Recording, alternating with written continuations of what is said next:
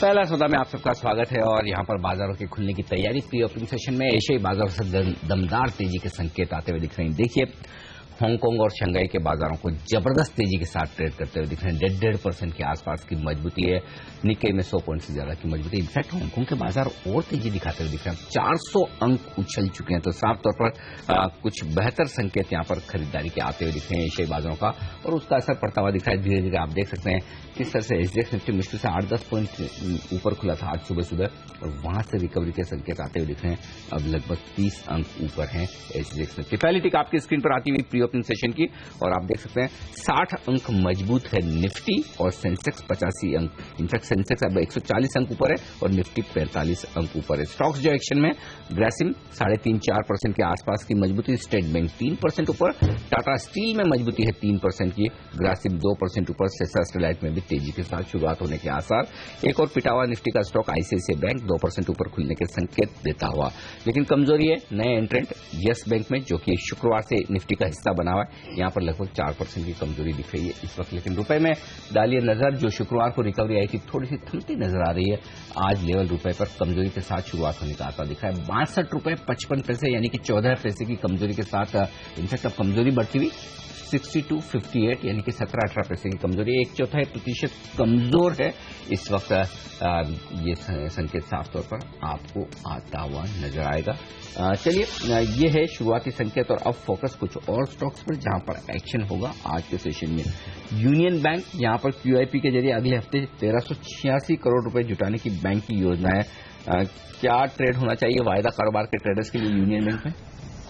Anil ji, bank PSU banks के अंदर में अभी तक के बहुत कुछ स्ट्रेंथ हमें बिल्डअप में देखने को नहीं मिल रही है, पर हाँ, sector specific private sector banks के अंदर में एक अच्छी स्ट्रेंथ बिल्डअप के साथ में देखने को मिल रही। तो डेफिनेटली लॉन्ग साइड पे मैं प्राइवेट सेक्टर बैंक्स को प्रेफर करूंगा at this point of time. Okay, और क्या टॉपिक रहेगा प्राइवेट सेक्टर में फिर? देखिए, यस बैंक काफी स्ट्रेंथ में नजर आ रहा है। यहाँ पर मुझे लगता है नेक्स्ट कुछ दिनों के अंदर में 5 से 7% की बढ़त हमें देखने को मिल सकती है। साथ ही साथ एक्सिस बैंक के अंदर भी बिल्डअप थोड़ा लॉन्ग साइड पे बनता हुआ नजर आ रहा है, तो इसमें भी 2 से 3% की बढ़त नेक्स्ट 2 से 3 दिनों में हमें देखने को मिल सकती है। ओके, 2 से 3 दिनों में यहाँ पर एक्सिस और येस बैंक में अच्छी अपॉर्चुनिटी साफ दिखाई देगी। इन्फोसिस 1% ऊपर है प्री ओपन में। विप्रो में हम देख रहे हैं करीब 2% तक की तेजी। कुछ मैनेजमेंट रीजेग विप्रो की ओर से आता हुआ दिखाई दिया है, और इन्फोसिस जैसे हम आपको बता रहे हैं पहले भी कि करीब 15 से 20% का सैलरी हाइक देंगे। चार्ट्स पर स्थिति क्या है इन स्टॉक्स की मानस, इन्फी और विप्रो? देखिए, जितने लार्ज कैप आईटी स्टॉक्स हैं उसमें केवल इन्फी एक ऐसा स्टॉक है जहां पर स्ट्रेंथ दिखती है, क्योंकि फ्राइडे के सेशन में फिर से इसने 50 डे मूविंग एवरेज के ऊपर क्लोजिंग दी है, और पैटर्न को देख के ऐसा लगता है कि शायद यहां पर फिर से रिकवरी हमें देखने को मिलेगी। इसके जो टारगेट्स रहेंगे वो 2350, 2370 के रेंज में रहेंगे, तो बिल्कुल एक लॉन्ग पोजीशन क्रिएट की जा सकती है। अपना स्टॉप लॉस 2150 के नीचे रखें। बट मिड कैप में अगर आप देखिए तो बहुत सारे ऐसे स्टॉक है जहां पर स्ट्रेंथ दिख रही है। स्पेशली मैं बात करना चाहूंगा टाटा एलेक्सी, पोलारिस जैसे स्टॉक की। अगर आप पोलारिस के चार्ट देखिए तो ऐसा लगता है कि एक बेस बन गया है 153 के आसपास, और इंटरडे चार्ट पे ब्रेकआउट देखने को मिला है, तो यहां से एक शार्प आपको मिल सकता है। 170 के टारगेट्स रहेंगे और 155 के स्टॉप लॉसेस। ओके, ये गुलशन पोली एक स्टॉक है, क्या आप ट्रैक करते हैं अविनाश? जहां पर कल इंटरेस्टिंग शुक्रवार को इंटरेस्टिंग डेवलपमेंट दिख रहा है। 6 लाख शेयर खरीदे हैं रिलायंस म्यूचुअल फंड ने, रिलायंस कैपिटल ट्रस्टी ने रादर। 250 रुपए में प्रमोटर्स की बिकवाली हुई है और रिलायंस कैपिटल की तरफ से खरीदारी हुई है। अनिल, मैं इसको ट्रैक करता नहीं हूं, तो it would be difficult to comment. चलिए, तो फिर एक टेक्निकल राय लेते हैं। मानस, क्या कुछ एक्शन दिखेगा और यहाँ पर कुछ बड़े इन्वेस्टर्स की खरीदारी होती दिख रही? देखिए, मैं समझता हूं कि अगर आप एक बाइंग एक पोजीशन ले रहे हैं तो अपने स्टॉप लॉस 252 पे जरूर रखें। अपसाइड टारगेट देना थोड़ा डिफिकल्ट है क्योंकि इलिक्विड काउंटर है, और बहुत बार हमने देखा है कि एक फेलियर देखा जाता है ब्रेकआउट में ऐसे केस में। तो अगर आप बाय कर रहे हैं तो 252 का स्टॉप लॉस जरूर रखें। एक टेक्निकल टारगेट आता है 320 जो कि इसका प्रीवियस हाई है, तो वो माइंड में बना के चले। ओके, ये है फिलहाल राय। इस स्टॉक के लिए। यहाँ पर इंटरेस्टिंग मूव आता हुआ, लेसर नोन कंपनी लेकिन काफी फंड्स का इंटरेस्ट साफ तौर से बनता हुआ दिखाई दिया है। सिटी यूनियन बैंक में भी यहाँ पर हमने देखा है करीब 99 रुपीज, लगभग 100 रुपए पर वो डील होती हुई दिखाई दी है। ऐसे छोटे बैंक्स, अविनाश, क्या आपको लग रहा है कि कुछ इंटरेस्ट रहेगा? मानसा होल्डिंग ने ऑफकोर्स हिस्सेदारी अपनी बेची है, लेकिन स्मॉल कैप वर्ल्ड ने करीब 42 लाख शेयर खरीदे हैं। आई थिंक क्लियरली अगर थोड़ा सा मीडियम टर्म पर्सपेक्टिव से देखें तो ये बैंकों का जो मेन मार्केट है वो बेसिकली टायर 2 मार्केट्स में है। इनकी स्पेसिफिक बात करें सिटी यूनियन की तो ये साउथ में इनका फ्रेंचाइजी काफी स्ट्रांग है। क्लियरली एसेट क्वालिटी और अगर इनके जो कस्टमर सेगमेंट्स देखेंगे तो ज्यादातर एसएमई और मीडियम एंटरप्राइजेज इनके कस्टमर्स है। आई थिंक तो एसेट क्वालिटी डेफिनेटली ठीक ठाक है। अगर कोई इनमें पोजिशन लेना चाहता है तो क्लियरली एक लॉन्गर टर्म व्यू रखे, क्योंकि आई थिंक इन बैंकों में तभी मूवमेंट आएगी जब बड़े बैंकों में एक अपसाइड देखने को मिलेगी। और क्लियरली यहाँ पे ऑलरेडी स्टॉक्स में अगर अभी डाइल्यूशन आने वाला है तो मेरे ख्याल से थोड़ा समय के लिए ऑन इंक्रीज इक्विटी अगर हम बुक वैल्यू के भी हिसाब से इसको वैल्यू करें तो मेरे ख्याल से it would be range bound. So I would say only long term investors can take a call, otherwise existing investors can hold on. Okay, long term के लिहाज से यहाँ पर निवेश का मौका साफ है। ऑयल मार्केटिंग कंपनियों पर नजरें रहेंगी, क्योंकि आईओसी एचपीबीपी हमने देखा था एक बहुत ही एक्टिव ट्रेड पिछले हफ्ते थे। आज ऑफ कोर्स डेवलपमेंट है कि कच्चे तेल में थोड़ा सा बिकवाली का दबाव आता हुआ दिखाई दिया है, लेकिन पिछले हफ्ते जो लंबी पोजीशंस इसमें आई हैं, अब क्या किया जाए?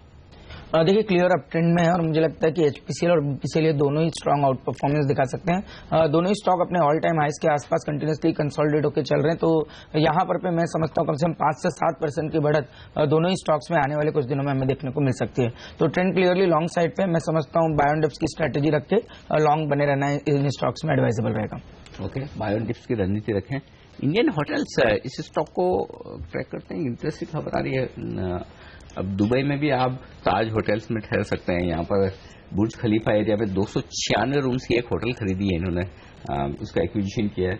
इंडियन होटल्स फंडामेंटली निवेश के लायक है या फिर स्लो सुस्त मूविंग स्टॉक है, कुछ होता नहीं है? आई थिंक अनिल ये टिपिकली एक विडो स्टॉक का जैसा है। आई थिंक इसमें विडो स्टॉक, आई थिंक इसमें इन्वेस्टर्स लगातार यही सोचते हैं कि डिविडेंड्स या may be Tata group company है, बट एक्चुअली अर्निंग्स ग्रोथ की अगर हम बात करें तो मुझे नहीं लग रहा है कि इस कंपनी ने कोई बड़ी अर्निंग ग्रोथ दिखाई है। ये जो टर्म आपने दी ना विडो स्टॉक, ये मैंने आज पहली बार सुना है। विडो ये क्या टर्म क्या है, मतलब इसमें विडो स्टॉक मतलब क्या होता है? इसमें लंबे निवेश के लिए मेरे ख्याल से जो भी पुराने इन्वेस्टर्स है, शेयर होल्डर्स है, वो काफी टाइम तक बने रहते हैं। मेरे ख्याल से ये वैसा शेयर नहीं है जो एक प्योरली ट्रेडिंग फेवरेट के पॉइंट ऑफ व्यू से जाना जाता है। जैसे मानस ने टाटा एलेक्सी की बात की या क्लियरली टीसीएस है, तो आई थिंक यहाँ पे डेफिनेटली न्यूज फ्लोज भी बहुत गिने चुने आते हैं। मुझे नहीं लग रहा है कि ये company regularly news flow focus में रहती है। तो I would say that people hold it for a very long period. तो I think only long term 3-4 साल का अगर व्यू रखने वाले शेयर होल्डर्स है तो ही मेरे ख्याल से इसमें पैसा बन सकता है, क्योंकि आई थिंक वो लैंड वाली स्टोरी अनिल जी इन होटल कंपनीज में भी खत्म हो चुकी है। आई थिंक अगर हम लैंड वैल्यू देखें तो आई थिंक क्लियरली जो भी लैंड वैल्यू है मेरे ख्याल से वो कैश फ्लो को इम्पैक्ट नहीं करती। तो आई थिंक क्लियरली जिनको लंबा समय इन्वेस्ट करना है मेरे ख्याल से बने रहे, लेकिन ऐसा कोई बड़ा ट्रिगर दिखता नहीं है जो आपने बताया दुबई वाली खबर से। स्पाइस जेट, मानस इस स्टॉक पर अपनी राय दीजिए। 7 एयरक्राफ्ट लीज पर लेने की तैयारी है बोइंग से एक्चुअली, और दूसरा ये कि नए प्रमोटर अजय सिंह यहाँ पर 500 करोड़ नया डालने के लिए तैयार हैं कंपनी में, ट्रैक पर आती हुई दिख रही है। फंडामेंटल राय अविनाश से लूंगा कि बदली है यानी स्पाइस जेट पर, लेकिन पहले एक टेक्निकल चेक। देखिए बहुत मुश्किल है यहाँ पर एक ट्रेडिंग पोजीशन बनाना। मैं तो समझता हूँ कि 25-26 अपर बैंड दिखता है। ये लेवल्स ब्रेक करना स्टॉक के लिए काफी डिफिकल्ट होगा।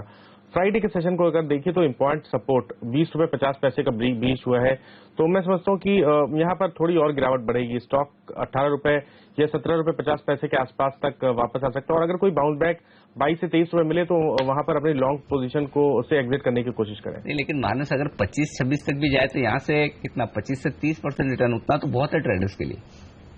लेना चाहिए 25-26 के लिए। देखिए ये जरूर है कि बिल्कुल सही बात है आपकी, लेकिन ऐसे स्टॉक में यहाँ पर स्टॉप लॉस लगाना बड़ा मुश्किल हो जाता है। अगर कोई भी खराब न्यूज आएगी तो शायद स्टॉप लॉस ट्रिगर नहीं होंगे आपके, और गैप डाउन ओपनिंग देखने को मिलेगी। थोड़ा कॉशियस रहना चाहिए और ट्रेडिंग पोजीशन स्टॉप लॉस के साथ जरूर बनाएं। अगर इंटरडे में स्टॉप लॉस ट्रिगर हो तो निकलने की कोशिश करें, उसको कैरी फॉरवर्ड ना करें।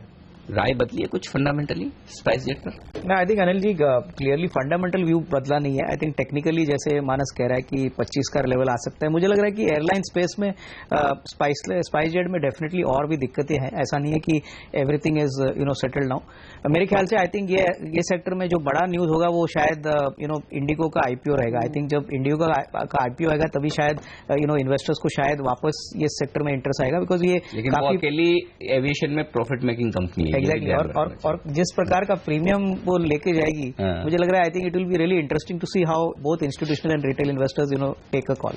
कहीं ऐसा तो नहीं होगा कि जिन लोगों को एविएशन में रहना है वो जेट और स्पाइस जेट बेचकर इंडिगो में पैसा लगाएंगे? नहीं, आई थिंक इनका मॉडल अगर हम देखें तो आई थिंक ऐसे खराब माहौल में उन्होंने पैसा बनाया है, मार्केट शेयर छीना है, तो मुझे लग रहा है कि I think this will be a clearly a role model. I mean मेरे ख्याल से इंस्टीट्यूशनल इन्वेस्टर्स अगर एविएशन सेक्टर में जेट और स्पाइस जेट से थोड़ा बहुत चर्निंग भी करते हैं तो मेरे ख्याल से वो सबसे लीन और कॉस्ट इफेक्टिव प्लेयर पे ही बेट करेंगे। ओके, और शायद ज्यादा एक्शन इस स्पेस में डेफिनेटली रहेगा जब इंडिगो अपना इशू लेकर आएगा।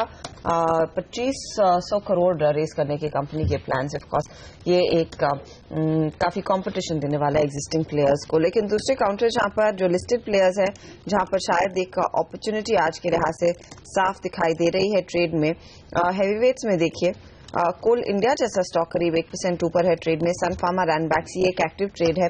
इन फार्मा काउंटर्स में इवन ऑरबिंदो फार्मा जो आउट परफॉर्मर था पिछले सेशन में, क्या आज आप और तेजी करने को तैयार हैं? बिल्कुल हर्षवर्धन, मुझे लगता है एक स्ट्रॉन्ग आउट परफॉर्मेंस वापस से शायद फार्मा से देखने को मिले और उसके अंदर में ऑरोबिंदो फार्मा मुझे लगता है अपने ऑल टाइम हाइस को क्रॉस करेगा। इस स्टॉक के अंदर में हम स्ट्रांगली लॉन्ग कॉल रिकमेंड कर रहे हैं विद स्टॉप बिलो 1170 और मुझे लगता है अपसाइड में 1340 1350 तक के स्तर नेक्स्ट एक हफ्ते से 2 हफ्ते के अंदर में। कहाँ है इसका? 1300 रुपए के आसपास। 1300 उसके ऊपर जाने की जी बिल्कुल। अच्छा, जेएसपीएल क्या ट्रेड करना चाहिए? ऐसा कोई बड़ा रिलीफ तो दिख नहीं रहा। पहले ऐसा लग रहा था कि शायद हाईकोर्ट पूरा स्टे कर दे इनके जो कॉल ब्लॉक ऑक्शन है। अब 13 अप्रैल तक के लिए सुनवाई टल गई और तब तक कॉल इंडिया जो है वो प्रोडक्शन शुरू करेगा। यहाँ पे इनकी जो 2 माइंस हैं, क्या करना चाहिए जेएसपीएल में? क्या कमजोरी होगी आज? अनिल जी, बहुत कंफ्यूजन है दोनों ही पार्ट से, क्योंकि कहीं ना कहीं जो हम स्टेटमेंट सुन रहे हैं और जिस तरह के हमारे इंस्टीट्यूशनल डेस्क का भी जो व्यू है उस स्टॉक को लेकर, वो काफी एक कंफ्यूजिंग अभी स्टेटमेंट्स आ रहे हैं और जिसके चलते क्लैरिटी नहीं देखने को मिल रही है। और वही हमें वायदा कारोबार में भी एक रिफ्लेक्शन हमें देखने को मिल रहा है कि ट्रेडर्स अभी कोई एग्रेसिव बेट इस स्टॉक के अंदर में लेने को तैयार नहीं। इनफैक्ट मुझे लगता है कि रिकवरी के अंदर में लोग लिक्विडेशन पोजिशन के अंदर में रखना ज्यादा प्रेफर करेंगे जब तक कोई क्लैरिटी ना है। तो मैं समझता हूँ 164 165 जब तक ये लेवल्स क्रॉस नहीं होते तब तक इस स्टॉक के अंदर में लॉन्ग पोजीशंस अवॉइड करनी चाहिए। ओके, लंबी तेजी ना करें, लॉन्ग पोजीशन ना ले फिलहाल इस स्टॉक में, क्योंकि एक डेवलपिंग स्टोरी है जिस पर इम्पैक्ट रहेगा। एचडीएफसी पर नजरें रहेंगी। ऑफ कोर्स अखबारों में आ रहा है कि एचडीएफसी स्टैंडर्ड लाइफ की कंपनी लिस्टिंग की तैयारी करी और ये पहले भी खबर आ चुकी है। ऑफ कोर्स आज मैनेजमेंट ने कहा है कि जो न्यूज़पेपर रिपोर्ट्स है उसमें कुछ सच्चाई नहीं है, वो एक लॉन्ग स्टैंडिंग प्लान है, अब तक कोई डिटेल्स नहीं आए हैं। लेकिन क्या एक मौका है यहाँ पर एचडीएफसी में पोजीशन लेने का, क्योंकि कहीं ना कहीं तो ये जाके वैल्यू अनलॉकिंग होने वाली है? I think definitely in the next 3 to 6 months Harshada, hopefully ऐसा लग रहा है कि ये जो लिस्टिंग और जो डाइवर्समेंट है वो डेफिनेटली होगा और डेफिनेटली अच्छे प्रीमियम पे होगा। तो I would say that definitely अगर थोड़ा सा medium to long term horizon है तो definitely HDFC categorises as a good housing play, plus ये जो वैल्यू अनलॉकिंग है वो भी उनको मिलेगी। और I think clearly insurance bill clear होने के बाद उनको आई थिंक एक क्लियरली रोड मैप मिला है। उनके कोलैबोरेटर ने भी कहा है कि वो हिस्सेदारी बनाने इंक्रीज करने की डेफिनेटली अच्छी तरह से एक बात सोच रहे हैं। तो I would say that definitely at lower levels HDFC can be a good kind of portfolio stock. Okay, can India कैसे ट्रेड करेंगे इसको? खबरें ये आ रही कि जो 20,000 करोड़ की टैक्स डिमांड निकली उसके लिए इन्होंने गवर्नमेंट ऑफ इंडिया के अगर केस फाइल करने की सोची है। क्या वायदा कारोबार के ट्रेडर्स के लिए किस तरह का मौका है? ट्रेडर्स इस न्यूज को लेकर अभी तक कोई कॉन्फिडेंस नहीं नजर आ रहा है और वो क्लियरली रिफ्लेक्ट हो रहा है कि कोई बड़ी पोजीशंस बनती हुई नजर नहीं आ रही। जबकि ये न्यूज चल रही थी उसके बावजूद भी हमने देखा कि कोई बहुत जबरदस्त शॉर्ट कवरिंग भी हमें इस स्टॉक में देखने को नहीं मिली। तो क्लियरली मुझे लगता है 222 223 ये स्टिफ रेजिस्टेंस रहेंगे और जब तक ये लेवल्स क्रॉस नहीं होंगे कोई भी ट्रेडर्स बड़ी शॉर्ट कवरिंग के लिए इस स्टॉक के अंदर में नहीं आएंगे। ओके, तो फिलहाल कोई बहुत बड़े मूव की उम्मीद ना करें, ये राय आती है। टेक्निकली यहाँ पर जेएसपीएल के लेवल्स लेना चाहता हूं मानस आपसे, क्योंकि बड़ा वॉलेटाइल स्टॉक है, न्यूज पर वॉलेटाइल ट्रेड करता है, ऊपर और नीचे क्या रेंज है इसकी और क्या लेवल्स है? देखिए रेंज जो है वो 150 बहुत इंपॉर्टेंट सपोर्ट है। अगर स्टॉक 150 के नीचे क्लोज होगा तो वहां पर गिरावट बढ़ेगी। स्टॉक उस केस में 125, 126 के लेवल्स टेस्ट कर सकता है। जहां तक बात अपसाइड की है, 165, 167 से पहले कोई भी लॉन्ग पोजीशन क्रिएट नहीं करनी चाहिए। अगर 167 के ऊपर स्टॉक जाएगा तब तो आप लॉन्ग पोजीशन क्रिएट कर सकते हैं। उस केस में स्टॉप लॉसेस 160 के नीचे होंगे और टारगेट 182 के आसपास रहेंगे। बिल्कुल, तो ये राय आती है यहाँ पर इन सारे स्टॉक्स पर। चलिए बाजारों की खुलने की तैयारी, संकेत बता दें आपको, डबल सेंचुरी मारते हुए सेंसेक्स खुलने की तैयारी करते हुए दिख रहा है और मानस का जो लेवल है 8370, 8375, निफ्टी उसके पार खुलने की तैयारी में। तो अगर इसके पार टिकता है तो फिर मानस जो करें 8500 के आसपास के लेवल्स देखने को मिल सकते हैं निफ्टी पर। तो पुल बैक के लिए तैयार हो जाइए, कम से कम ये संकेत आता हुआ नजर आ रहा है। 8400 के बेहद करीब खुलता हुआ नजर आ रहा है और हम यही बात कर रहे थे। इनफैक्ट एसजेएक्स निफ्टी के मुकाबले में प्री ओपनिंग सेशन ज्यादा मजबूत है, 50 अंक ऊपर निफ्टी इस वक्त। और पहली टिक आपके सामने आती हुई सेंसेक्स और निफ्टी पर शुरुआत दमदार होती दिख रही है भारतीय बाजारों की।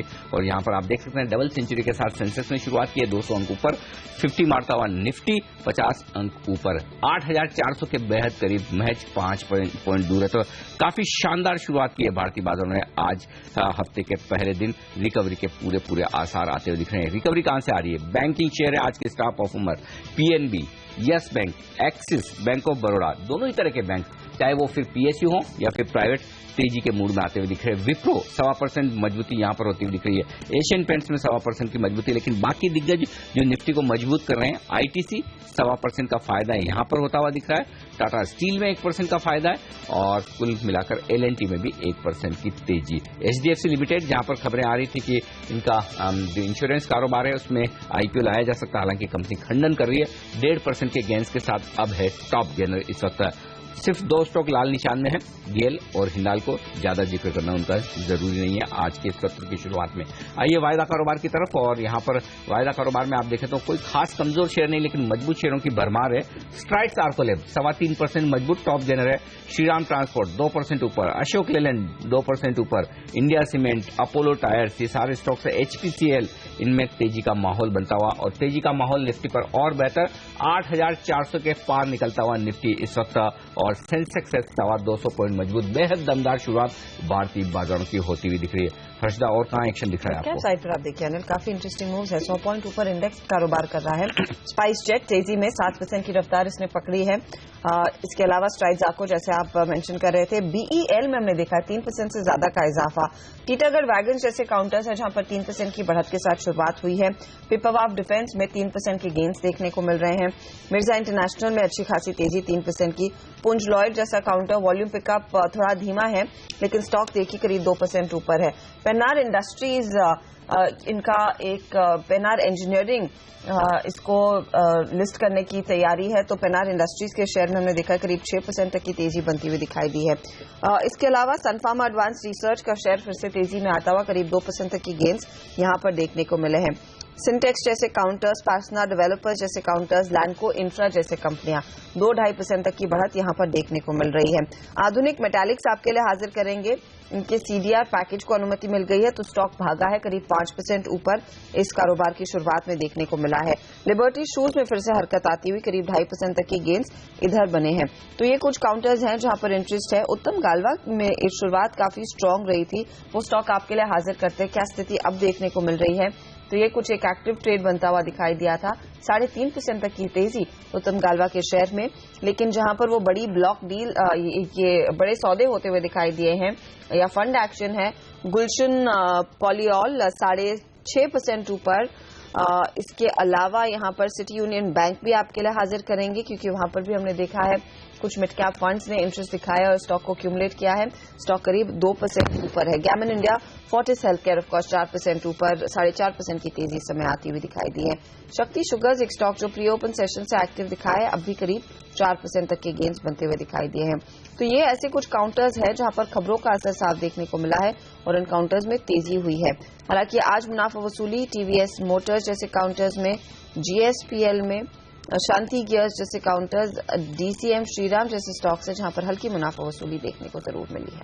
ओके, लेकिन इस बीच मिड कैप शेयर जबरदस्त एक्शन में दिख रहे हैं और खासतौर से फार्मा मिड कैप शेयरों में देखिए तेजी रुकने का नाम नहीं ले रही। मार्क्सन फार्मा 4% ऊपर है, स्पार्क की आपने जिक्र की, स्ट्राइड्स हमने देखा, ऑर्किड, इनफैक्ट इफ्का लैब को देखिए, जो यूएसएफडीए का एक्शन आया था उसके बाद से जो रिकवरी हुई इफ्का लैब के स्टॉक में नीचे से आज फिर से 2% मजबूत है। तो काफी एक्शन यहां पर तेजी की तरफ होता हुआ साफ तौर पर नजर आ रहा है। तो कुल मिलाकर अच्छी शुरुआत 8,400 के आसपास के लेवल पर निफ्टी।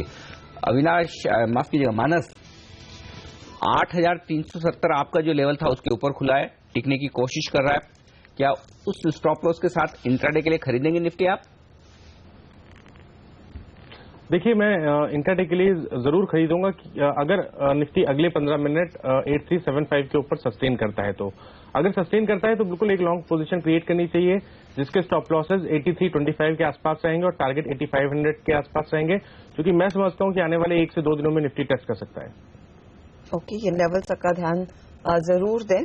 लेकिन एक पॉकेट जहां पर हमने देखा है काफी ज्यादा स्ट्रेंथ बनती हुई दिखाई दी है, फार्मा कंपनियां तो है ही, लेकिन इंफ्रा काउंटर्स, L&T जैसे काउंटर में खरीदारी हुई है करीब 0.5% तक की। लेकिन छोटी कंपनियों में आप देखेंगे लैंडको इंफ्रा एक शेयर जहां पर 7.5% की तेजी है। ITNL में हमने देखा अच्छी शुरुआत बनती हुई दिखाई दी है। तो ये एक पॉकेट है। गैमन इंफ्रा, सुप्रीम इंफ्रा, मन इंफ्रा जैसे काउंटर्स, ILFS इंजीनियरिंग जैसे काउंटर्स जहां पर अच्छी खासी तेजी बनती हुई दिखाई दी है। रोड प्रोजेक्ट्स जो कंपनियां बना रही हैं उनमें यहां पर अनुमान यही लगाया जा रहा है कि काफी स्ट्रॉन्ग प्ले देखने को मिलेगा इनके ऑर्डर्स के लिए। तो अगर इस थीम पर बेट करना है तो बेस्ट स्टॉक कौन सा है? आई थिंक रोड में तो डेफिनेटली ITNL स्टॉक काफी अट्रैक्टिव लग रहा है, not only from the point that इनकी पेरेंटेज काफी स्ट्रांग है ILFS, बट इनकी जो ऑर्डर बुक है वो काफी बड़ी है, करीबन 12-13 हजार करोड़ की ऑर्डर बुक है। और जिस प्रकार की इनके प्रोजेक्ट्स है और जिस प्रकार की इन्होंने अर्लियर जो इनकी ज्योग्राफिकल रीच है, मुझे लग रहा है ITNL में डेफिनेटली निवेश किया जा सकता है, क्योंकि रोड प्रोजेक्ट्स में जो बड़ा शेयर मिलेगा और जो स्लाइटली थोड़ा नॉन स्पेकुलेटिव है, IRB इंफ्रा भी एक अच्छी शेयर है जो रोड में डोमिनेंट प्लेयर है। लेकिन ITNL में मुझे लग रहा है कि जिस प्रकार की बढ़त नेक्स्ट 2 साल में आएगी, होपफुली आई थिंक इनकी डेट थोड़ी बहुत कम हो जाएगी, इंटरेस्ट रेट्स कम हो गए तो इनको भी फायदा होगा। तो I would say that ITNL would be a better bet to play on the road building sector. Okay, लेकिन इस बीच ये बताएं कि सेंचुरी टेक्सटाइल में क्या एक्शन हो रहा है? आशीष, स्टॉक में जबरदस्त उतार चढ़ाव देखने को मिल रहा है, आज फिर से 2% ऊपर है। देखिए अनिल जी, पहले भी हमने स्टॉक के बारे में रिकमेंड किए थे 550 के आसपास, और मुझे लगता है बहुत एक स्ट्रांग बिल्डअप पोजीशंस के अंदर में देखने को मिला। और जब बाजार के अंदर भी एक गिरावट चल रही थी उस समय भी हमने देखा इस स्टॉक के अंदर में लोअर लेवल्स पे एक बहुत स्ट्रांग बाइंग मोमेंटम देखने को मिल रहा था। और जिस तरह के रोल ओवर्स इस सीरीज में हुए हैं उसको देखते हुए मुझे लगता है कि मैं सरप्राइज नहीं होगा ये स्टॉक अगर से 700 रुपए के लेवल्स को भी आने वाले कुछ दिनों के अंदर में क्रॉस कर दे। एक स्ट्रांग मूव आने की पूरी चांसेस यहां पर बनते हुए दिखाई दे रहे हैं। क्लियरली एक्टिविटी फिर से मिड कैप काउंटर्स में स्टॉक स्पेसिफिक जरूर दिखाई दे रही। इंडेक्स आपके लिए हाजिर करेंगे जहां पर सिर्फ 70 अंकों का इजाफा है, लेकिन इंडेक्स जो परफॉर्म कर रहा है वो है सेंसेक्स, 200 पॉइंट की बढ़त के साथ यहां पर ट्रेड बनता हुआ दिखाई दिया है। बहुत बहुत धन्यवाद आप सभी का हमारे लिए समय निकालकर अपनी राय देने के लिए। मार्केट्स पर 200 अंक ऊपर, सेंसेक्स निफ्टी देखिए 8395 तो 8400 पर दस्तक देता हुआ, जैसे हमारे जानकारों ने सुबह में ही आपको सुझाया था CNBC आवाज पर, चाल वैसी ही है और स्टॉक स्पेसिफिक एक्शन ढेर सारा है छोटे मझोले काउंटर्स में। इसी पर हमारी नजरें रहेंगी कि क्या एक तगड़ा मौका दिख रहा है आपको इस समय बाजार में पैसे लगाने का, मिड कैप शेयरों में कहां पर अपॉर्चुनिटी है, इस पर राय लेंगे पायनियर इन्वेस्टकॉर्प के संदीप शनॉय से।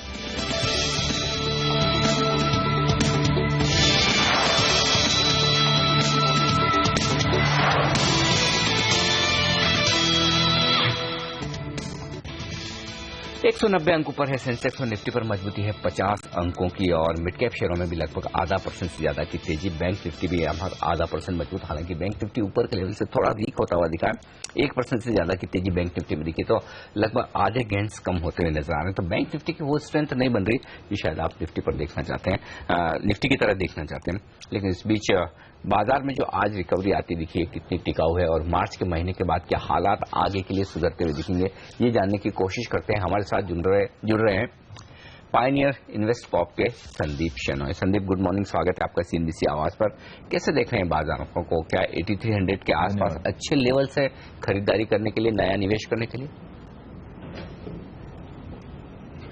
वेल, जिस तरीके से बाजार में एक बिक्री का एक दौर आया था पिछले कई हफ्तों से, आपने देखा बाजार करीबन 600-700 पॉइंट्स लुढ़क चुका था, तो उसके बाद स्वाभाविक है कि एक बाउंस बैक बाजार में आएगी और वही हम देख रहे हैं, वो शायद एक आध हफ्ते तक चलेगी। लेकिन फंडामेंटल के तौर पे अगर आप देखेंगे अनिल जी, बाजार में ज्यादा कुछ सुधरगत नहीं आई है और आने वाले ये अगर FY15 के अगर आप नतीजे देखेंगे या FY16 की अपेक्षा देखेंगे, उसमें कुछ बढ़त नहीं आ रही, उल्टा थोड़ी एक उसमें घटत आपको दिखाई देगी। लोग उसमें EPS या एस्टिमेट्स में थोड़े टोन डाउन करने की कोशिश कर रहे हैं। तो मुझे लगता है बाजार में जो ये वॉलेटिलिटी का दौर है वो आने वाले 1 या 2 तिमाहियों तक बरकरार रहेगा, तो निवेशकों को सोच समझ के बाजार में प्रवेश करना चाहिए। तो आप कह रहे हैं थोड़ा सा कॉशियस रहना चाहिए, लेकिन क्योंकि ये जो अर्निंग्स है आपने कहा अगले 2 क्वार्टर में थोड़ा बहुत दबाव दिखाएंगे और शायद सेकेंड हाफ से नए वित्त वर्ष के कुछ अर्निंग परफॉर्मेंस आता हुआ दिखाई देगा। संदीप, अगर किसी ने अहेड ऑफ द कर्व रहना है और जिस तरह की बिकवाली पिछले कुछ दिनों में भारतीय बाजारों में दिखाई दी है, क्या ये सही मौका नहीं होगा फिर लॉन्ग टर्म या फिर मीडियम टर्म निवेशकों को अपने पोर्टफोलियो को बनाना शुरू करने का?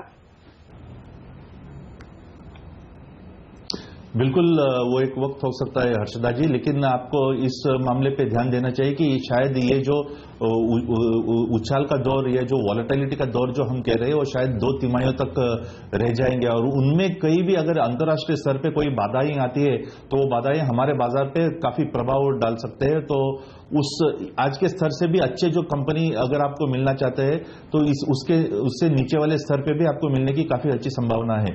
मैं यही कहूंगा निवेशकों की, आप एक लिस्ट बना दीजिए जिनमें आपको निवेश करना है और अपने भाव डाल के बैठिए, क्योंकि मौका जो है आपको आने वाले 1 या 2 तिमाही में काफी मल्टीपल अपॉर्चुनिटीज मिल सकते हैं। देर आए दुरुस्त आए, आपको मिनिमम 5% या बॉटम 5% के प्राइस रेंज को पकड़ने की कोशिश मत कीजिए, क्योंकि लंबी अवधि के निवेशक जो है वो भले 5% ऊपर खरीदे, लेकिन उनको जो डाउन ट्रेंड है उससे काफी सावधानी बरतनी चाहिए और उसकी संभावना आज के दिन में ड्रॉडाउन की संभावना काफी ज्यादा है। ओके, तो मिड कैप शेयरों में थोड़ा सोच समझकर पैसा लगाने का मौका है, लेकिन अब जो तेजी के लिए ट्रिगर्स बनेंगे संदीप, वो क्या होंगे? क्या सिर्फ कंपनियों के अर्निंग्स या फिर कुछ मैक्रो फैक्टर्स हो सकते हैं जिनके दम पर बाजार फिर से रिकवर करता दिखे? वेल अनिल जी, अर्निंग्स तो रहेंगे, लेकिन अर्निंग के ऊपर सबसे बड़ा प्रभाव रहेगा मैक्रो फैक्टर्स, क्योंकि मैक्रो फैक्टर्स अगर आपके खिलाफ रहेंगे या विपरीत रहेंगे तो अर्निंग में ट्रैक्शन आने की आप कोई गुंजाइश रख भी नहीं सकते other than maybe export oriented industries. So इसी मामले एक तालमेल एक आंख मिचौली हो रही है, क्योंकि फंडामेंटल्स और वैल्यूएशन तौर पे देखेंगे तो बाजार में एक डाइवर्जेंस आया था। आज के दिन में थोड़ा फंडामेंटल्स पे लोगों की आशाएं थोड़ी थोड़ा कम कर रहे हैं लोग, अपेक्षा वित्तीय वर्ष 16 की अगर आप बात करेंगे तो सब लोग थोड़े अपने एक्सपेक्टेशंस टोन डाउन कर रहे हैं और बाजार उसी तरीके से उसी दिशा में अपना रुझान दिखा रहा है। बट जो सेक्टर्स जिनमें आपको काफी उनके कारोबार में कोई आपको ज्यादा दिक्कतें नहीं दिख रही या आप 1 या 2 तिमाही के बाद उसमें आपको उछाल दिख रहा है, मिसाल के तौर पे IT हो या फार्मा हो या इवन ऑटो हो, मुझे लगता है उनमें अगर हर गिरावट में निवेशक अगर निवेश करने की कोई प्रकल्प रखेगा तो मुझे लगता है लंबी अवधि में वो फायदेशीर रहेगा। क्योंकि आपने संदीप पहले कहा कि एक आप अपनी लिस्ट बनाना तैयार शुरू कर दें जहां पर आपको पैसे लगाने हैं और फिर धीरे धीरे करके पैसा लगाना शुरू करें। आप इस समय क्या अपने क्लाइंट्स को सुझा रहे हैं कि मिड कैप्स में ज्यादा अपॉर्चुनिटी है, वहां पर चांसेस है बेटर रिटर्न्स आने की, या फिर वैल्यूएशन वाइज क्योंकि हम काफी करेक्शन देख चुके हैं तो शायद बिग बॉयज ही अट्रैक्टिव हो? कितना पैसा हेवीज और मिड कैप में आप एलोकेट करना चाहेंगे इस समय? अर्षिता जी, बाजार में जब जो वॉलेटिलिटी विपरीत होती है तो लिक्विडिटी सबसे अहम मुद्दा हो जाता है निवेशकों के लिए। तो मुझे लगता है आज के दिन में अगर आप 60-65% लार्ज कैप्स में रहेंगे जिनमें आपको लिक्विडिटी मिल सकता है, अगर कभी भी आप एग्जिट करना चाहते हैं तो 24 घंटे में एग्जिट कर सकते हैं, उस स्टॉक्स में आपका मुझे लगता है 60-65% आपका निवेश उसमें होना चाहिए। बाकी का 30-35% अगर आप देखेंगे तो मिड कैप्स में कीजिए, लेकिन एक बात पे ध्यान जरूर रखिएगा कि मिड कैप्स में भी उन्हीं मिड कैप्स में जो आप निवेश कीजिए जिनके ग्रोथ जो है लार्ज कैप से ज्यादा हो और वैल्यूएशन लार्ज कैप से कम हो, क्योंकि काफी मिड कैप्स जो है आज के दिन में अगर आप देखेंगे लार्ज कैप से कम ग्रोथ दिखा रहे, लेकिन वैल्यूएशन के तौर पे लार्ज कैप से काफी ज्यादा इवन 50% प्रीमियम पे जा रहे। तो इस किस्म के मिड कैप्स में निवेश करना मुझे लगता है आज के दिन में अकलमंदी नहीं रहेगी। संदीप, आप थोड़े से कॉशियस साउंड कर रहे हैं मुझे, तो कोई खास चीज जो आपको लग रहा है बाजार को एक झटका दे सकती है आने वाले समय में, और अगर वो झटका आता है फिर एक कितना नीचे बाजार फिसल सकता है? हमारा मानना यही है हर्षदा जी की जो विदेशी संस्थागत निवेशकों की रुचि जो हमारे बाजार की तरफ है वो घटती हुई दिखाई नहीं दे रही है। लॉन्ग ओनली फंड्स की रुचि जो है वो बरकरार रहेगी, लेकिन जो बाकी के दूसरे किस्म के जो फंड्स है या संस्थागत निवेशक है जो दिशा के डायरेक्शनल ट्रेड्स करते हैं उनकी मात्रा जो है वो काफी ज्यादा है आज के दिन में, और they create lot of noise in the market. So बाजार में उतार चढ़ाव जो होता है तो विपरीत दिशा में उनके बर्ताव या उनके ट्रेड से बाजार में आ सकता है। तो इसीलिए मैं थोड़ा कॉशियस साउंड कर रहा हूं। लेकिन मैं यही कहना चाहता हूं कि कभी भी बाजार में अगर आप देखेंगे 10-15% का जो गिरावट आती है या करेक्शन आता है वो आम मुद्दा हो जाता है, उसमें कोई दिक्कतें नहीं होती है, क्योंकि बुल ट्रेंड जो है वो कभी इंपैक्ट नहीं हो जाता है। तो हमको कोई उसमें आपत्ति नहीं होनी चाहिए। बट जो छोटे निवेशक है तो कभी भी बाजार 5% भी अगर लुढ़क जाता है तो उनकी जो होल्डिंग कैपेसिटी है, निवेश की क्षमता है वो काफी मात्रा से कम हो जाती है और वो बाजार के बाहर हो जाते हैं। इसीलिए हम यही कह रहे हैं कि जो आम निवेशक है कैपिटल कंजर्वेशन मोड में रहना चाहिए, क्योंकि जो गिरावट आती है तब आपके पास थोड़ा ना थोड़ा कहीं ना कहीं कैपिटल होना चाहिए। अगर कैपिटल आपके हाथ से निकल गया तो आप आने वाले बुल रन में पार्टिसिपेट नहीं कर पाएंगे। ओके, तो यहाँ पर फिलहाल मुश्किल होगा, लेकिन दिग्गजों में और मिड कैप शेयरों में अगर आपकी कोई रिकमेंडेशंस है, कुछ वो स्टॉक जो आपको पसंद है, एक या दो स्टॉक जहां पर आपको लगता है इन लेवल्स पर करेक्शन के बाद अट्रैक्टिव हैं, ये पैसा लगाना चाहिए? मैं स्टॉक्स के बारे में ज्यादा बात नहीं करना चाहूंगा अनिल जी, लेकिन आईटी क्षेत्र में या ऑटो और जैसे मैंने कहा आईटी, ऑटो और हेल्थ केयर क्षेत्र में अगर हर क्षेत्र में एक 3-4 दिग्गज है, उनमें से कोई भी अगर दिग्गज में अगर आप अपना दाव लगाना चाहेंगे तो मुझे लगता नहीं आप हारेंगे, क्योंकि एक साल के नजरिए से अगर आप देखेंगे आप मार्केट आउट परफॉर्मिंग गेन्स इनमें से निकाल पाएंगे। और क्वालिटी नेम्स अगर इन्हीं क्षेत्र के क्वालिटी नेम्स में दूसरे या तीसरे श्रेणी के कंपनियों में अगर आप निवेश करना चाहते हैं, और एक मुद्दा मैं कहूंगा कि निजी क्षेत्र के बैंक्स जो है उनके दूसरे या तीसरे श्रेणी की कंपनियों में अगर आप निवेश करेंगे तो भी आप हारेंगे नहीं, आप फायदे में रहेंगे। बहुत बहुत धन्यवाद हमारे लिए समय निकालकर अपनी राय देने के लिए Sandeep. Pleasure speaking to you. तो संदीप बेसिकली यही कह रहे हैं कि बाजार में आपको अगले 2-3 महीनों में कई सारे मौके जरूर मिलेंगे आपको, लेकिन कॉशियसली बाजार में पैसा लगाना है। वो इस समय ऐसे मिड कैप शेयर खरीदने के फेवर में है जहां पर काफी स्ट्रांग कारोबार दिख रहा है और अच्छी खासी ग्रोथ जो आउट परफॉर्म करेंगे ग्रोथ के लिहाज से बड़ी दिग्गज कंपनियों को, जहां पर वैल्यूएशंस भी सस्ते हैं। 200 पॉइंट ऊपर सेंसेक्स आपकी स्क्रीन पर, और साथ ही साथ निफ्टी देखिए 8398 के आसपास कारोबार करता हुआ। मिड कैप इंडेक्स अब 100 पॉइंट ऊपर है। संदीप ने कहा टेक्नोलॉजी, फार्मा, ऑटो कंपनियों में आप चुन चुन कर शेयर खरीद सकते हैं, लेकिन सीएनबीसी आवाज सीधे आपके लिए एक स्टॉक चुन रहा है, ऐसा शेयर जो आपको देगा जैकपॉट रिटर्न्स। यही हम आपके लिए पेश करेंगे इस छोटे से ब्रेक के बाद।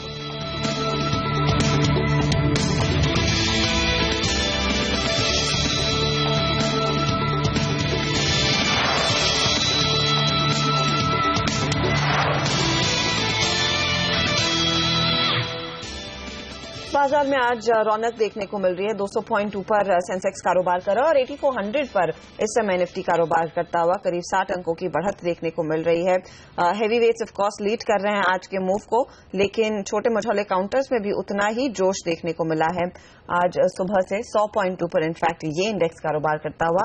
बैंकिंग काउंटर्स ने ऑफकोर्स लीडरशिप ली है आज के मूव के लिए, और चुनिंदा ऑटो कंपनियां भी हैं जहां से हमने देखा अच्छी खासी खरीदारी बनती हुई दिखाई दे रही। लेकिन सीएनबीसी आवाज ने आपको वादा किया है ऐसे शेयर आपके लिए चुनने का जहां पर आपको तगड़े रिटर्न्स मिलेंगे, जैकपॉट रिटर्न्स मिलेंगे, और हमारी रिसर्च टीम काफी क्लोज यहां पर ट्रैक कर रही है कुछ कंपनियों को जहां पर ऐसे ही आपको तगड़े रिटर्न्स मिलने की पूरी संभावना है। सोनम मेहता हमारे साथ हैं और ये जानते हैं कि उन्होंने कौन सा जैकपॉट शेयर चुना है।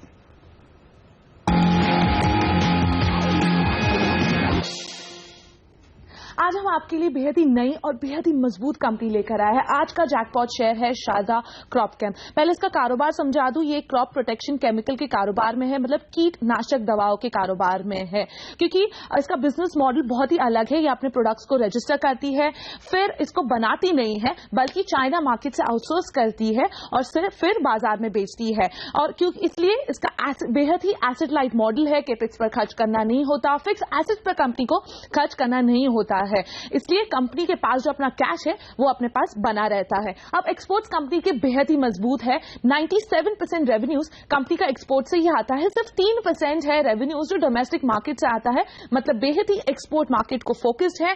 यूरोपियन और लैटिन अमेरिकन मार्केट्स को एक्सपोर्ट करती है और इसके वजह से कमजोर रुपए का कंपनी को पूरा फायदा मिलता है। ये हाल ही में लिस्ट हुई कंपनी है। सितंबर 2014 में आईपीओ को बेहतरीन रिस्पांस मिला था, जबरदस्त रिस्पांस मिला था, 60 गुना सब्सक्राइब हुआ था, 70% प्रीमियम पे लिस्ट हुआ था, मतलब इसका इश्यू प्राइस जो 156 रुपए पे तय हुआ था वो लिस्ट हुआ था 265 रुपए पे, मतलब जबरदस्त रिस्पांस इसको आईपीओ के वक्त मिल चुका था। प्रमोटर्स का हिस्सा कंपनी में 75% का है। इंस्टीट्यूशनल निवेशकों का भरोसा कंपनी पर बढ़ता हुआ ही दिखाई दिया है। जो आईपीओ के पहले डीआईएस का हिस्सा 5.62% पे था, वो अब बढ़कर 14.7% पे आ गया है और एफआईआईस का भी भरोसा यहाँ पे पूरा बढ़ता हुआ ही दिखाई दिया है। वैल्यूएशंस की बात करें तो फाइनेंशियल 16 अर्निंग्स के 16 टाइम्स पी पर फिलहाल ट्रेड कर रहा है और फाइनेंशियल 17 अर्निंग्स के 13 टाइम्स पी पे ट्रेड कर रहा है, जबकि इनके पीयर्स 14 से 35% या फिर 35 टाइम्स के पी पर ट्रेड कर रहे हैं। कंपनी के पास अच्छा खासा कैश है, 150 करोड़ का, कर्ज सिर्फ 40 करोड़ का है और माना जा रहा है वित्त वर्ष 2017 तक कंपनी अपने इस कैश को 320 करोड़ पर लेकर आ पाएगी, मतलब मजबूत कैश फ्लो कंपनी का आगे बनता हुआ दिखाई देगा, क्योंकि ये एक बहुत ही यूनिक मॉडल है, एसेट लाइट मॉडल है, फिक्स एसेट पे कंपनी को खर्च नहीं करना पड़ता, तो कैश का बढ़ता हुआ यहां पर जरूर दिखाई देगा। इसकी वजह से आरओईज और आरओई कंपनी के 25% पर है, जो इंडस्ट्री एवरेज, जबकि इंडस्ट्री एवरेज 18% पे है।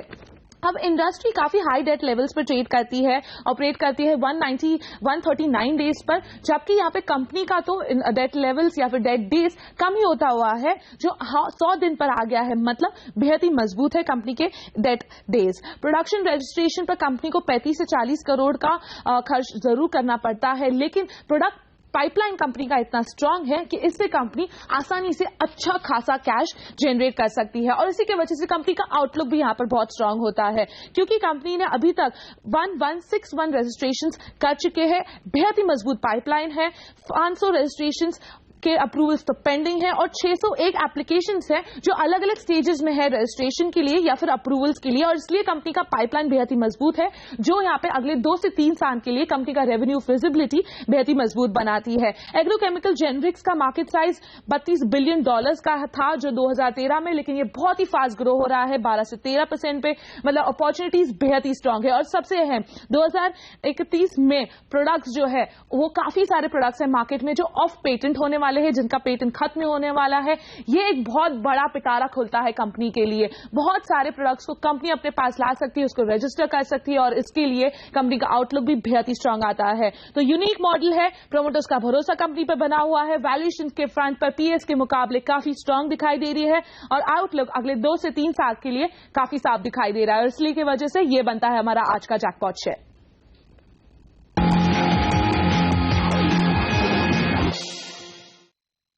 और उस जैकपॉट शेयर में अभी से आप देखिए जैकपॉट रिटर्न्स बनते हुए दिखाई दे रहे, करीब 10% की तेजी आज के कारोबारी सत्र में देखने को मिल रही है। वक्त हो रहा है इसी के साथ एक छोटे से ब्रेक का, लेकिन आगे हमारे साथ जुड़ेंगे एम्बिट इन्वेस्टमेंट एडवाइजरी के वैभव सांघवी और उनसे जानेंगे कि अप्रैल सीरीज में और अप्रैल के महीने में बाजार में एफआईआई क्या जमकर पैसा लगाते हुए दिखाई देंगे और अगर हाँ तो भारतीय बाजार में कितना और तेजी का मोड़ बनता हुआ दिखाई देगा। ब्रेक के बाद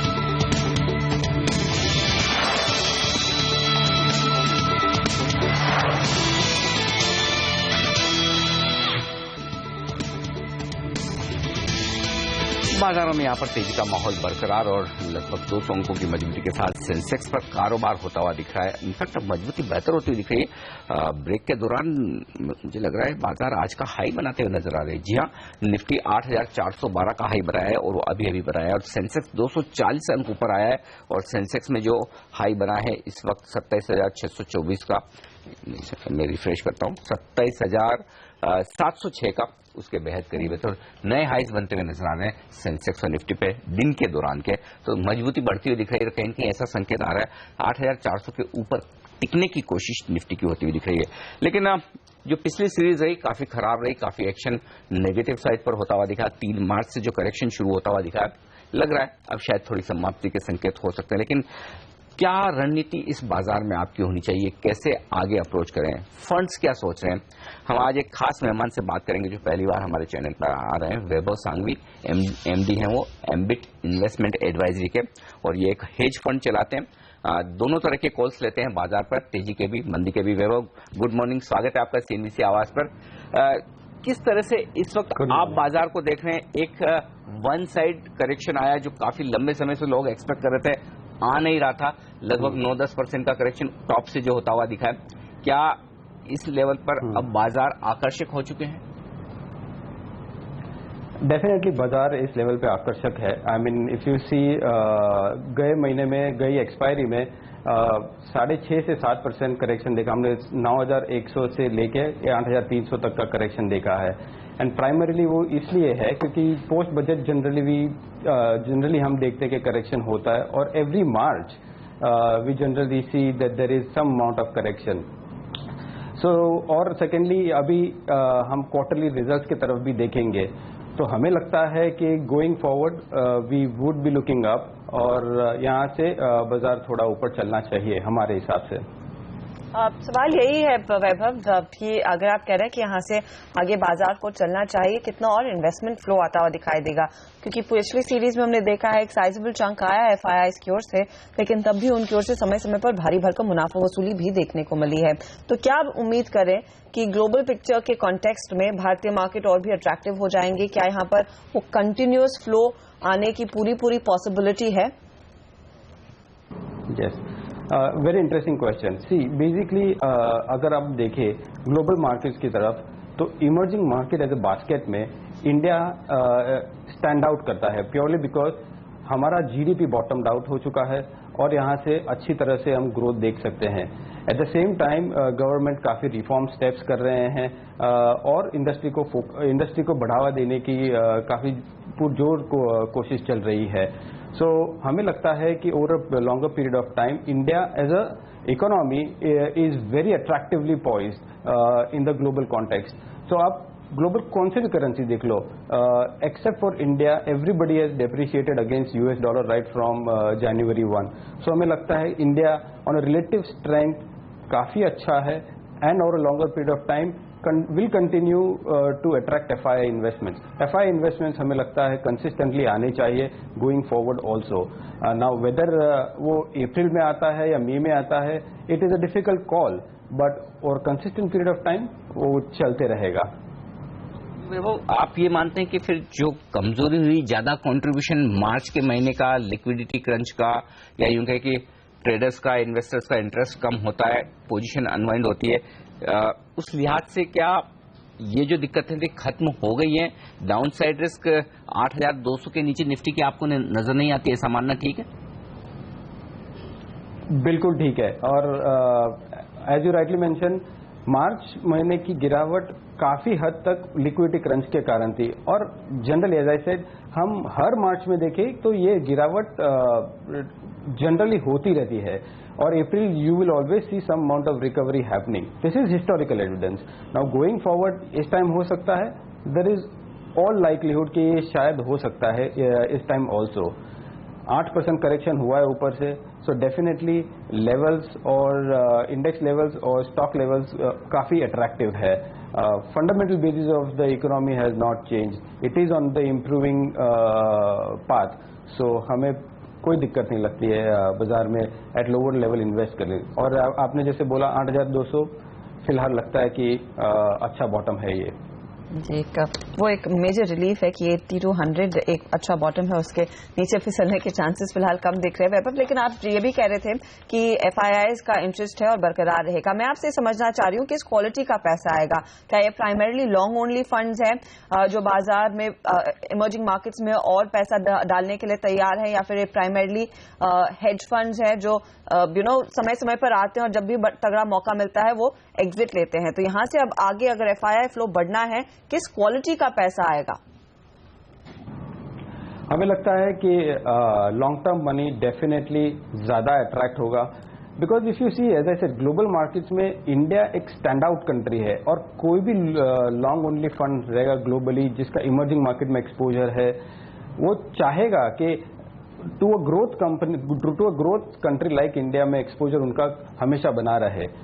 सो आई एम वेरी श्योर कि उन लोग के पोजीशंस में इंडिया ओवरवेट रहेगा गोइंग फॉरवर्ड, और लॉन्ग ओनली फंड का मुझे लगता है कि काफी अच्छा पैसा आना चाहिए। Hedge funds generally keep on trading, तो मुझे नहीं लगता है कि वो ज्यादा इम्पैक्ट करेगा इंडियन मार्केट्स को। ऐसे में वैभव ये बताएं कि हेज फंड होने के लिहाज से आप इक्विटी मार्केट को करेंसी मार्केट और क्रूड के साथ रखकर किस तरह से देख रहे हैं और किस तरह की वहां पर आपकी स्ट्रेटेजी है? ओके, सो क्रूड बेसिकली हम देखें कि इन द लास्ट 15 डेज काफी वोलेटाइल हुआ है, और प्राइमरली बिकॉज FOMC की मीट जो थी अप्रोक्सीमेटली 18 मार्च के आसपास, उसके बाद we have seen crude appreciate a bit, और प्योरली बिकॉज हमको ये गाइडेंस मिली कि वो जून नहीं ना सितंबर तक, if you see broader analysis ये है कि जून नहीं और सितंबर तक उनका इंटरेस्ट रेट पिकअप होना चाहिए। That is a common consensus, और इसीलिए हमने देखा कि यूरो भी थोड़ा अप्रिशिएट हुआ अगेंस्ट द डॉलर, और कमोडिटीज ऑल्सो थोड़े स्ट्रांग हुए हैं।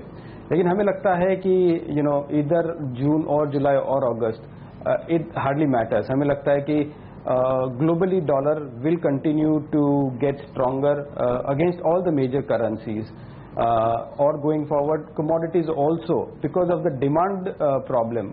I think commodity soft इसलिए है क्योंकि वो demand problem है right from China to Europe to Japan. So हमें लगता है कि वो demand problem के कारण weak है, और going forward also हमें लगता है कि वो weak रहेगी commodities। उसके कारण इंडिया में if you see relatively as I said currencies और कमोडिटीज के कारण India appears to be very well place, so हमारा लॉन्ग बायर्स रहेगा फिलहाल इस लेवल पे एज अ हेज फंड। सवाल वैभव, फिर मैं आपसे ये जानना चाहूंगी कि कहां पर आप ज्यादा पैसा कमिट होता देखेंगे? आप कह रहे हैं कि FIIs ईगर हैं भारतीय बाजारों में पैसा लगाने के लिए, सेक्टोरली अपॉर्चुनिटीज आपको स्ट्रॉन्गर कहां दिख रही हैं बेहतर रिटर्न्स के लिए? I think sectorally, India-focused sectors, right from defense to consumer discretionary, industrials, auto and auto ancillaries, जिसका consumer focus, domestic consumer focus है, आई थिंक वहाँ निवेश जाएगा मेरे हिसाब से, स्पेशली FIIs का। तो डोमेस्टिक कंज्यूमर्स पर यहाँ पर जो स्पेंडिंग बढ़ने के आसार हैं वो फायदा देंगे इन सेक्टर्स को। वैभव, बहुत बहुत शुक्रिया आपका हमारे साथ जुड़कर आज बाजार पर सेक्टर्स पर अपनी राय देने के लिए। और वैभव संघवी साफ तौर पर ये कह रहे हैं कि बाजार की डाउन साइड रिस्क लिमिटेड है। हेज फंड्स FIs बाजार में फिर से एक्टिव होते हुए नजर आएंगे, पैसा लगाएंगे, और 8,200 के नीचे निफ्टी के जाने की संभावनाएं काफी कम, और बाजार काफी मजबूत शुरुआत करने के बाद 8,400 के अहम आंकड़े पर वक्त बिताने की कोशिश है। बड़ा सवाल यह कि इसके ऊपर निकलकर कुछ और शॉर्ट कवरिंग, कुछ और खरीदारी होगी या फिर फिसलेंगे, शायद आगे पता चले। लेकिन फिलहाल पहला 16 मैच के लिए इतना ही। लेकिन आप बने रहिए CNBC आवाज पर, आगे नजरें रहेंगी कमोडिटी बाजार की ओपनिंग पर और साथ ही IPL के नए हफ्ते पर भी।